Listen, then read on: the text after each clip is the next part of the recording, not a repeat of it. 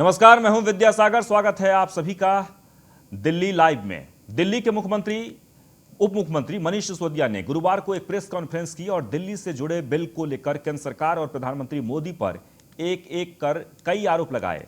मनीष सिसोदिया ने आरोप लगाया कि केजरीवाल की लोकप्रियता बढ़ रही है। देश भर में मोदी मॉडल की चर्चा नहीं हो रही है, बल्कि केजरीवाल मॉडल की चर्चा हो रही है। और उसके बाद फिर क्या था, आपको बता दें कि इस वक्त जो विवाद चल रहा है वो इस बात को लेकर कि लोकसभा और राज्यसभा में यानी उपराज्यपाल को ज़्यादा अधिकार यानी कि शक्ति बढ़ाने को लेकर जो बिल पास हुआ है, उस बिल को केजरीवाल सरकार सुप्रीम कोर्ट में चुनौती देने का मन बना रही है। और ऐसे में कल प्रेस कॉन्फ्रेंस करके डिप्टी सीएम मनीष सिसोदिया ने केंद्र सरकार पर कई आरोप लगाए। तो मनीष सिसोदिया ने गुरुवार को प्रेस कॉन्फ्रेंस की और दिल्ली से जुड़े बिल को लेकर केंद्र सरकार और प्रधानमंत्री पर एक एक कर कई आरोप लगाए। चारों तरफ केजरीवाल मॉडल की डिमांड हो रही है। आप किसी राज्य में चले जाओ, वहां लोग कहते हैं जी काश हमारे यहां भी केजरीवाल जी जैसा कोई मुख्यमंत्री आ जाए। केजरीवाल जी को आगे बढ़ने से रोकने के लिए बिल लाया गया है। केजरीवाल जी की लोकप्रियता को, केजरीवाल जी के काम को आगे बढ़ने से रोकने के लिए बिल लाया गया है। मोदी जी के पास या भारतीय जनता पार्टी के पास लोगों को बताने के लिए कुछ नहीं है। ना कोई मोदी मॉडल है, ना कोई भारतीय जनता पार्टी मॉडल है, और ये केजरीवाल मॉडल से घबरा गए हैं। ये असुरक्षित महसूस कर रहे हैं केजरीवाल मॉडल के सामने आज। पर जो विजन केजरीवाल जी लेके आते हैं वो भी इनके लिए बड़ा चैलेंज है, क्योंकि जो केजरीवाल जी का विजन है गवर्नेंस का, उसके सामने भारतीय जनता पार्टी या मोदी जी कहीं टिकते नहीं है। इनका मॉडल चोरी का मॉडल है, इनका मॉडल बेईमानी का मॉडल है। ये नहीं सोचेंगे कि आम आदमी को, जिसके पास गरीब आदमी है, उसके पास राशन कार्ड है, उसको राशन लेने दुकान पे धक्के खाने पड़ते हैं, वो घर में उसके घर में राशन पहुंच जाए।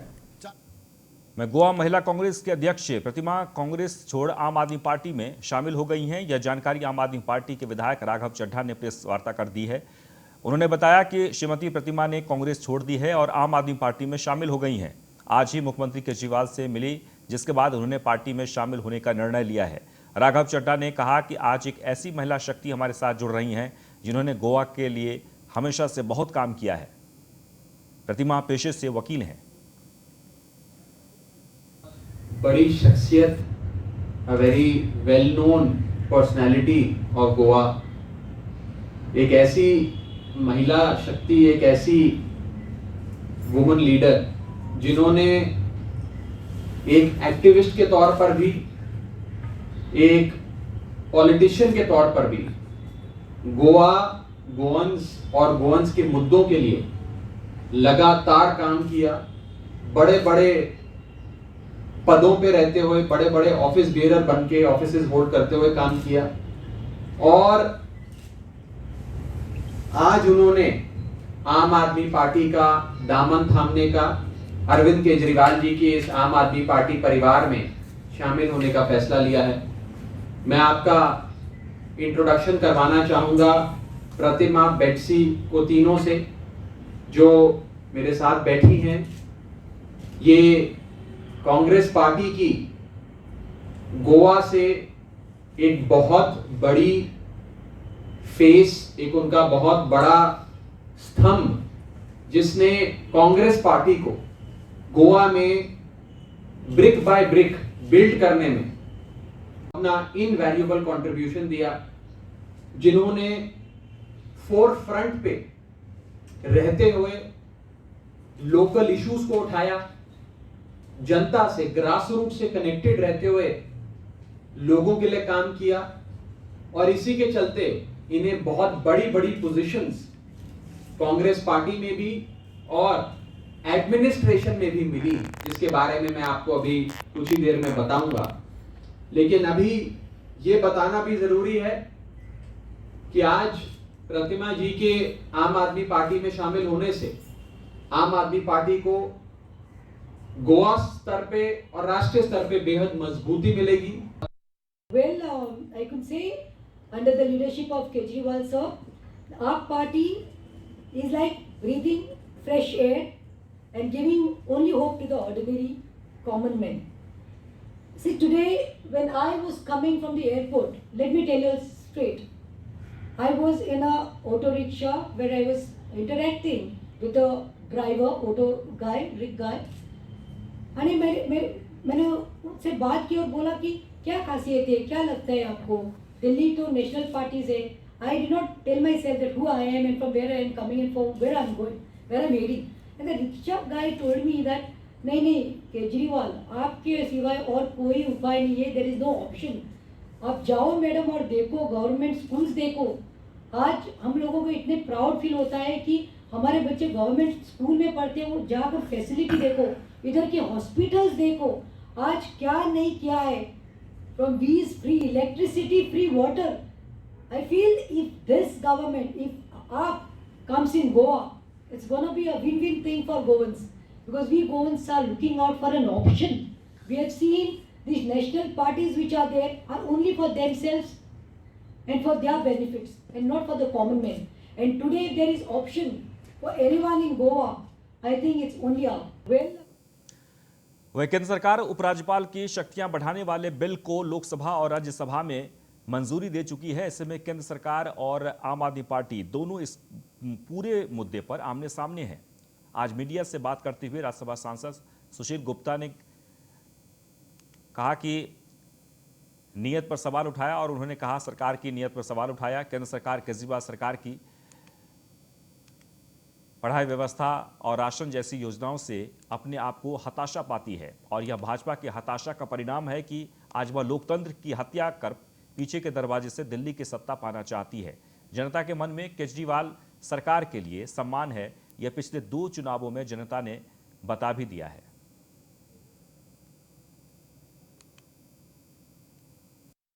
समूचे सदन के अंदर समूचा विपक्षी दल और बीजेपी की सहयोगी पार्टियां इस बिल का विरोध कर रही थी और कह रही थी कि लोकतंत्र के लिए खतरा है, परंतु बीजेपी अहंकार के अंदर, अपने घमंड के अंदर चूर चूर थी और इस किसी भी सांसद की बात को ना माना, ना ही इस बिल को सिलेक्ट कमेटी को भेजा, ना ही इस बिल को किसी और कमेटी को भेजा, अभी तो 2 घंटे के अंदर इस बिल को पास किया। और चुनी हुई सरकार का मतलब क्या, लोकतंत्र का ढोंग क्यों, दिल्ली के मुख्यमंत्री, दिल्ली के चुने हुए विधायक, दिल्ली के मंत्री क्यों शक्ति विहीन किए। एक नॉमिनेटेड व्यक्ति उपराज्यपाल अगर वो जनता का मालिक होना है और सारा काम उसने ही करना है, फिर दिल्ली की सरकार का मतलब क्या।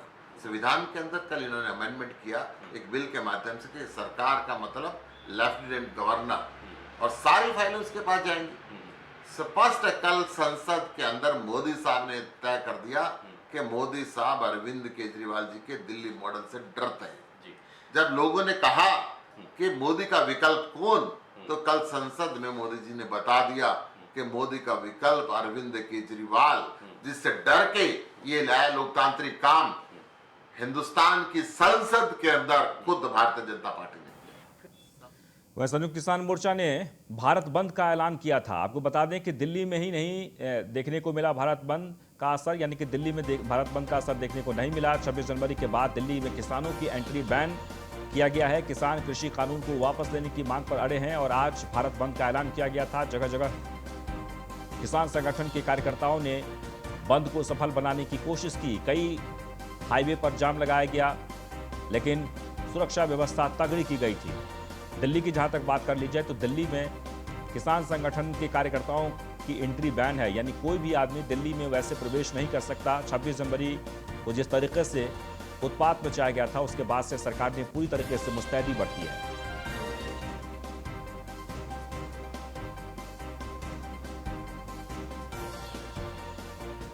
कांग्रेस के अध्यक्ष प्रतिमा कांग्रेस छोड़ आम आदमी पार्टी में शामिल हो गई हैं। जैसे कि अभी हम आपको बता रहे थे, यह जानकारी आम आदमी पार्टी के विधायक राघव चड्ढा ने प्रेस वार्ता करके दी है। उन्होंने बताया कि श्रीमती प्रतिमा ने कांग्रेस छोड़ दी है और आम आदमी पार्टी में शामिल हो गई हैं। आज ही मुख्यमंत्री केजरीवाल से मिली, जिसके बाद उन्होंने पार्टी में शामिल होने का निर्णय लिया। राघव चड्ढा ने कहा कि आज एक ऐसी महिला शक्ति हमारे साथ जुड़ रही हैं जिन्होंने गोवा के लिए हमेशा से बहुत काम किया है। प्रतिमा पेशे से वकील हैं।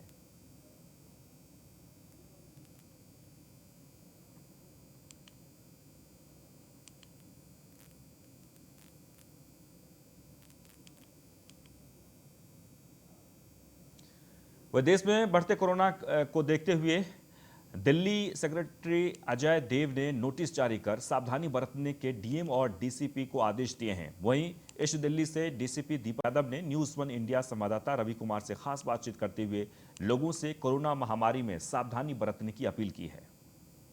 महामारी को देखते हुए सेक्रेटरी विजय देव सर ने एक सर्कुलर जारी किया है, जिसमें तमाम जो दिल्ली के डीसीपी हैं और डीएम हैं उनको एक ऑर्डर दिया गया है कि कोरोना को रोकने के लिए होली पे जो हुड़दंग मचाते थे या जिस तरीके के प्रोग्राम होते थे उस पे कोताही बरतते हुए इन लोगों को खास फोकस रखना है ताकि कोरोना बीमारी से बचा जा सके। आइए उसी सिलसिले में जानते हैं डीसीपी ईस्ट दिल्ली दीपक यादव जी से कि क्या है पूरा मामला। डीडीएमए का एक ऑर्डर आया है 23 मार्च का। इसमें जो अपकमिंग फेस्टिवल्स हैं होली और शब बारात नवरात्रि, इसका पब्लिक प्लेसेस पे इसके सेलिब्रेशन को मना किया गया है। ये सब कोरोना जो महामारी है उसके केसेस जो बढ़ रहे हैं आप देख रहे हैं, उनके मद्देनज़र ये फ़ैसला लिया गया है। तो हम लोगों ने इसमें जो तमाम जो रिलीजियस लीडर्स हैं उन सब के साथ मीटिंग की है और उन्हें बताया है। साथ ही में हम पब्लिक प्लेसेस पर अनाउंसमेंट कर रहे हैं ताकि मैक्सिमम कंप्लायंस हो सके ऑर्डर की। बाकी आपके चैनल के थ्रू सबको मैसेज यही देना चाहेंगे कि होली और शब बारात और नवरात्रि अपने घर में रहकर सेलिब्रेट करें और पब्लिक प्लेसेस पर किसी प्रकार की भीड़ ना करें। इसमें अगर इस डायरेक्शन का फॉलो नहीं किया जाता है तो इसमें पुलिस और जिला प्रशासन है वो इसमें कार्रवाई भी कर सकता है। थैंक यू सर, वहीं इस तरीके के जो मामले देखे गए हैं कि कोरोना महामारी लगातार बढ़ती जा रही है और लोगों में लापरवाही भी देखने को मिल रही है, कहीं ना कहीं ये नहीं लगता कि पुलिस को कुछ स्ट्रिक्ट एक्शन लेना चाहिए?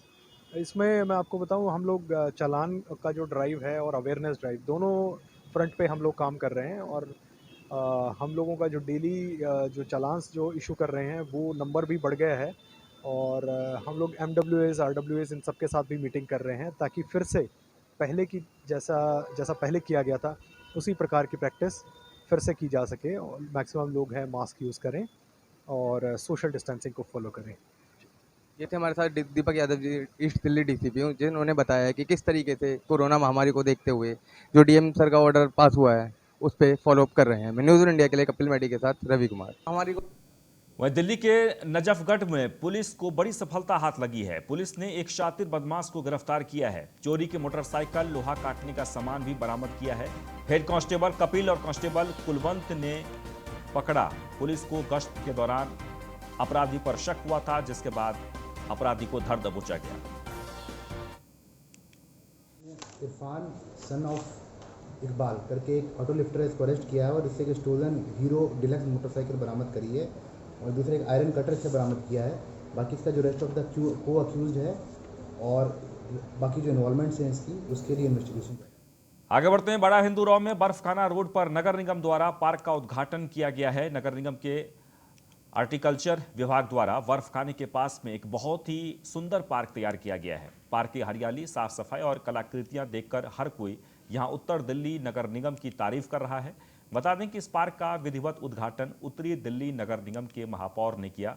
उद्घाटन समारोह में महापौर जयप्रकाश, पूर्व महापौर उत्तरी दिल्ली नगर निगम के अलावा बड़ी संख्या में स्थानीय नेता और निगम के अधिकारी भी पहुंचे। इस पार्क का तोहफा आज दिल्ली की जनता को दे दिया गया। इसके लिए लोगों में बेहद खुशी और लोग इस पार्क का लुत्फ उठा पा रहे हैं।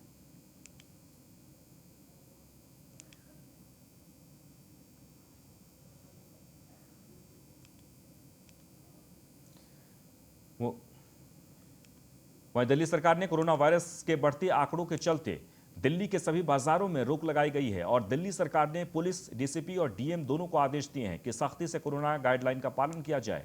दिल्ली के सदर बाजार में भीड़ को देखकर नहीं लगता कि दिल्ली सरकार की कोरोना गाइडलाइंस का पालन किया जा रहा है और इस बाजार में उतनी ज़्यादा भीड़ है, लेकिन जिन अधिकारियों को बाजारों में होना चाहिए वो गायब है। सरकार ने गाइडलाइंस तो बना दी है, लेकिन अधिकारियों को जिम्मेदारी से अभी वाकिफ नहीं दिख रहे हैं। कि दिल्ली सरकार का ये फेलियर साबित हो रहा है, क्योंकि जब से कोविड आया है और पिछले 1 वर्ष से लगातार दिल्ली में कोरोना नियंत्रण में आए, कंट्रोल में आए, उसके लिए या तो भारत सरकार हरकत में नज़र आती है कि लोगों को की जान बचाई जाए, या फिर नगर निगम काम करती हुई नजर आती है। दिल्ली सरकार सिर्फ अपने डीएम को नोडल इंचार्ज तय करने के बाद उसके अलावा कुछ करते ही नहीं है। तो आज दिल्ली की जो स्थिति निर्माण हो रही है उसमें दिल्ली सरकार का बहुत बड़ा रोल है।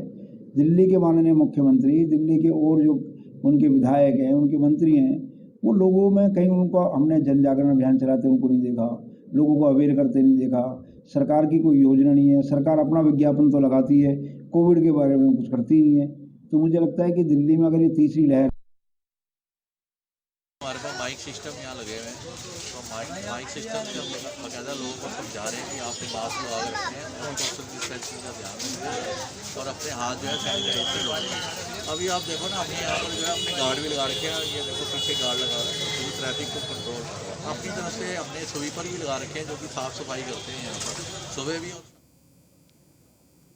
वहीं पटपरगंज इंडस्ट्रियल थाना इलाके में एक बैंक्वेट हॉल के सेफ्टी टैंक की सफाई के दौरान 2 कर्मचारियों की मौत हो गई है। मिली जानकारी के अनुसार दोनों जगह जहरीली गैस की वजह से टैंक में बेहोश हो गए थे। एक मृतक की पहचान त्रिलोकपुरी का रहने वाले लोकेश के रूप में की गई है, वहीं दूसरे मृतक की पहचान अभी नहीं हो सकी है। पुलिस ने दोनों शवों को कब्जे में लेकर पोस्टमार्टम के लिए लाल बहादुर शास्त्री अस्पताल में भेज दिया है।